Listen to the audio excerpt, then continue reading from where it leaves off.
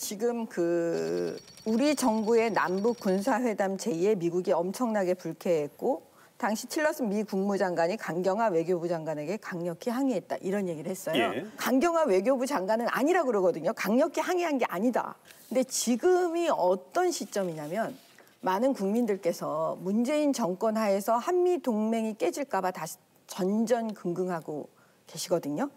근데 이럴 때 그러면 지금까지 청와대와 문재인 대통령은 한미 동맹이 깨지지 않는다. 우리는 더 공고히 하고 있다라고 지금 답변을 하고 있는 상황이에요. 근데 이분이 지금 문재인 대통령의 입이라고 할 수 있는 이분이 뭐라 그러냐면 한미 동맹이 지금 거의 깨지고 있다라는 걸 스스로 말하고 있어요. 도대체 이런 얘기를 이 문정인 특보는 왜 말할까요? 이렇게. 그래서 제가 고민을 좀 해봤더니 예. 결국 이 의도가 있는 것 같아요. 미국이 우리에게 갑질하고 있다. 그러니까 미국에 대해서 굉장히 나쁜 인상을 심어주려고 우리 국민들께 이런 얘기를 지금 하고 있는 것은 아닌지. 사실 그런 생각이 퍼뜩 드는 거예요. 그러면 그렇지 않아도 지금 보수 쪽에서는 아이고 이거 한미동맹 깨질까 봐 큰일인데 이러고 계시는데 이분이 아예 그냥 거기다가 기름을 붓고 계시거든요. 이거 말리셔야 되지 않겠습니까, 청와대가? 예. 제가 사실은 문재인 정권 하에서 누가 이 말을 제일 먼저 할까? 1번 타자가 누구일까? 저 기다렸어요. 아, 그렇습니까? 네, 예. 그랬더니 드디어 이제 나왔네요. 그분이 문정인 특보네요. 예? 보세요. 한미 동맹이 깨지더라도 전쟁은 안 된다. 말씀하신 대로 이게 미국 측, 미국이 뭔가 전쟁을 일으키고 있다라는 지금 얘기를 하는 거잖아요. 그러면 이 말을 바꾸면 결국 이겁니다. 주한 미군이 철수하더라도 우린 전쟁은 안 된다. 이런 말로 사실 읽혀지는 거거든요. 사실 이제 문정인 특보가 코리아 패싱 되고 있다. 지금 문재인 대통령과 청와대가 미국으로부터 패싱 당하고 있다는 걸 스스로 인정하는 발언이에요. 사실 이 발언이. 그다음에 한미동맹 깨지기를 누구보다도 바라는 게 북한이에요.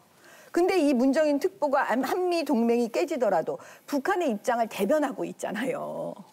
도대체 문정인 특보는 김정은의 특보입니까? 아니면 문재인 대통령의 특보입니까? 교수님, 국민의당 입장 아세요? 국민의당이 뭐라고 했냐면 정부는 외교 안보 라인에 금원령을 내려야 한다 그랬어요. 예. 금원령이라는 단어, 금종령이 아니고 금원령을 내려야 한대요. 금원령이 뭔지 압니까? 그 입을 다물라. 그러니까.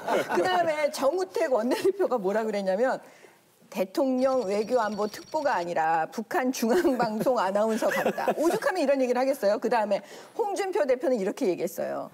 대통령 왕특보의 북핵 인식에 대한 마구잡이식 발언을 들어보면 경악을 넘어 소름이 끼친다. 국방부 장관도 무릎 꿇리는 실력자이니 대통령과 교감 없이 함부로 그런 말을 하지 않았을 것이다. 이렇게 지금 생각하는 거예요, 다. 예, 알겠습니다. 우리 정부의 대북 정책과 관련해서 트럼프 대통령이 좀 불만을 가지고 있다. 이것이 결국은 FTA 폐기 쪽으로 좀 중심을 실은 측면이 있다. 이런 얘기가 좀 나왔거든요. 그렇다면은 이게 좀 부부싸움이든 밀당이든 이건 이제 부정적 영향이 될 텐데 이건 어떻게 봐야 될까요? 윌버 로스 미 상무장관이 예. 이제 22일 날 비공개 때 한 얘기인데요. 예. 저도 깜짝 놀랐어요. 전 세계가 북한을 경제적으로 고립시키기 위해 압박하고 있는 시점에 대북 인도적 지원을 하는 한국의 정책을 트럼프 대통령이 마음에 들어 하지 않는다. 이런 분위기가 한미 FTA를 폐기하고 싶어하는 트럼프 대통령의 마음에 영향을 주고 있다. 그다음에 더 나갔어요.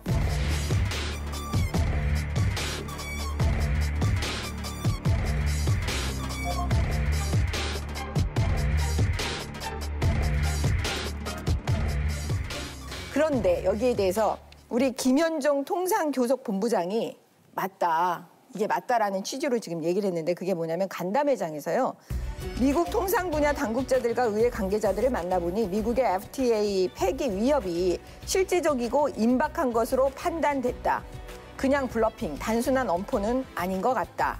결국 우려하던 게 또 나온 거예요. 왜냐하면 180만 달러를 지금 북한에 지금 주려고 하는 문재인 대통령에 대해서 일본의 아베가 굉장히 지금 막 난리를 쳤다 이런 얘기가 나오고 있을 때 800만 달러 지원 말씀하시는 거죠? 네. 예. 그거에 대해서 지금 결국은 트럼프 대통령도 아베와 같은 입장으로 이거에 대해서 굉장히 못마땅해 했다. 예. 결국 이거 확인시켜주고 있습니다. 저는 이번에 이 회동은 완전 실패작이라고 생각을 해요. 아니 세상에 협치를 하는데 제1야당의 대표가 빠진데 무슨 협치예요. 홍준표 대표는 민주당이 마음에 들건 안 들건 문재인 대통령이 마음에 들건 안 들건 상관없이 그래도 보수 제1야당의 당대표예요. 홍준표 대표 입장에서는 당연히 이렇게 나올 수 있어요. 야, 그렇게 나한테 적폐 세력, 우리한테 적폐 세력이라고 하고 내가 나한테 적폐 세력의 대표라고 하면서 무슨 또 협치하자고 오라고 하냐. 그건 진정성이 아니고 그건 쇼에 불과하다. 그러니까 나는 못 가겠다. 이건 당연히 야당 대표는 이렇게 말할 수 있어요. 그러면 이 경우에는 사실은 문재인 대통령은 더 나갔어야 돼요. 더 나가서 손을 내밀어야 된다고요. 홍준표 대표에게. 이번에 이거 회동하고 나서 내가 따로 1대1 만남을 해서 진짜 무엇을 제게 말씀하시는지 내가 듣겠습니다. 이 정도는 나오셨어야 되는데 그냥 너 빠지려면 빠져라. 이런 식으로 나가는 거는 제가 볼 때는 협치의 지금 기본 ABC가 안 돼 있는 거죠. 저는 이건 정치 보복이라고 지금 보고 있어요. 예. 그리고 잘 생각을 해봐요. 언뜻 드는 생각이 이런 거예요. 문재인 대통령께서 이런 얘기를 하셨습니다. 주호영 원내대표가 정치 보복하면 안 된다. 이런 취지로 얘기를 하니까 정치 보복은 안 한다. 그러나 비리가 있으면 그 수사를 막을 수는 없다. 뭐 이렇게 취지로 얘기를 하셨습니다. 근데 그 얘기를 듣고 되게 깜짝 놀랐어요. 왜냐, 그 정권이 또 바뀌면 시간이 지나면 문재인 대통령도 전직 대통령이 되십니다. 그거를 누가 막겠어요. 그런데 시간이 지나서 정권이 바뀌어서 문재인 대통령이 전직 대통령이 됐을 때 또 이제 봤단 말이에요. 이 보복 수사하는 거. 그래서 이제 새로운 대통령이 또 이렇게 합니다. 아, 우리는 정치 보복 안 한다. 근데 비리가 나오면 우리는 어쩔 수가 없다. 그 수사를 내가 막을 수는 없습니다.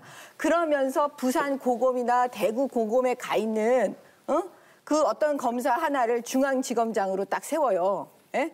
그러면서 이제 수사하라고 하는 거죠. 노무현 대통령이 했던 얘기를 잊으면은 안 돼요. 노무현 대통령이 이렇게 얘기하셨어요. 마구 털어서 범죄가 될 만한 것이 없는지 찾아내는 수사를 한 것이 아닌가. 그러니까 무슨 얘기냐면 나올 때까지 막 터는 거예요. 계속. 수사라는 게 원래 그래요. 수사를 해보는 사람들은 다 알아요. 그래서 제가 볼 때는 이런 정치 보복, 이런 수사, 검찰의 권력을 가지고 정치 보복 수사하면 안 됩니다. 우리 국민들이 언제까지 전직 대통령 수사해서 또 보복 수사하냐 마냐 이런 얘기를 계속 들으면서 언제까지 이걸 끌고 갈 거예요. 예. 그래서 저는 문재인 대통령은 이거 멈춰야 합니다. 문재인 대통령께서 처음에 적폐를 얘기했을 때 그다음에 민주당에서 수많은 국회의원들이 적폐청산을 합창하고 나왔을 때 우리는 그냥 적폐를 적폐라고 들었어요. 그런데 지금에 와서 이렇게 정치 보복을 무자비하게 하는 거를 보고 이제는 그 적폐를 적폐라고 말할 때 우리는 자꾸 반동이라고 들어요. 그러니까 적폐를 반동이라고 우리가 듣는다는 건 이미 그 적폐는 이 적폐가 아닌 거예요. 이걸 명심하셔야 합니다. 예.